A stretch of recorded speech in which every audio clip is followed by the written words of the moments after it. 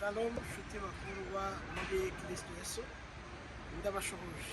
Ndi Pastor Eric, mfashe umwanya kugira ngo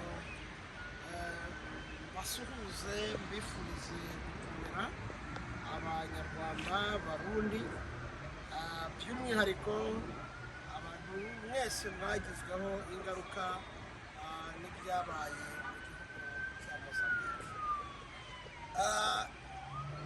Amakuba n'ibyago by'umukiranutsi ni byinshi, ariko Uwiteka akamukiza muri byose. Hari ibyabaye kugira ngo abantu bave aho bari bari, basige ibikorwa byabo, ndetse benshi bamburwe, basahurwe ibyo bakoraga. Ariko ndashaka kubwira ko ibyo byose ntabwo bikwiye gukuraho urukundo rw'Imana.